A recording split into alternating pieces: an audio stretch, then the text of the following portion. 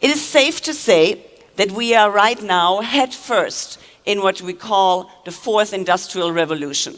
It was a term that was coined in 2016 during the World Economic Forum, and it basically refers to the connection of the digital, the physical, and the biological systems. So far, they all developed by themselves. For the first time in the next decade, we will see them engage and develop jointly. Again, interesting times. Now, the world is also flatter than ever before.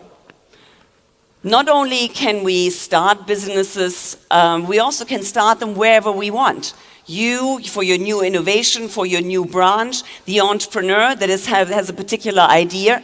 Entrepreneurs and businesses have options to select the best location possible for their product, the best market possible.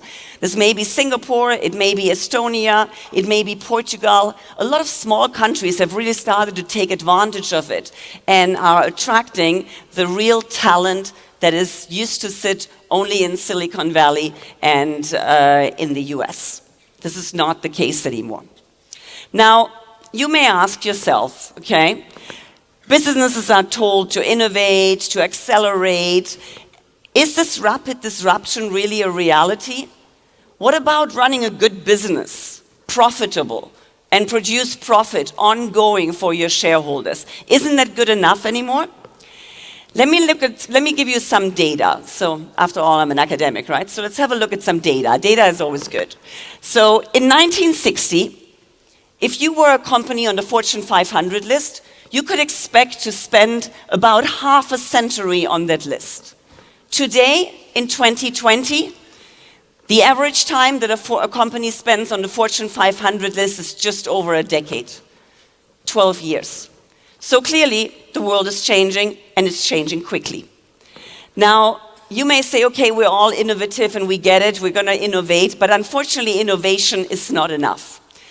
You need to take those products, produce them, bring them to market, and basically ensure that they scale at speed. So what does scaling at speed actually mean? It's all those nice terms that you hear from the Silicon Valley types and from academics as well. So let me basically give you a sense of what scaling at speed means. What we do very often to measure speed, one interesting measure is the time it takes for any disruptive idea to reach 50 million users. So let me give you some examples. It took the airline industry 68 years to reach 50 million users. TV, 22 years. Computers even, 14 years to have 50 million users. I know it's hard to imagine nowadays where everyone has about 3 computers at home, but that's the fact. And then Pokemon Go, remember the ubiquitous gaming app? It took it exactly 19 days to reach 50 million users. So yes, the world is changing, and the world is changing fast.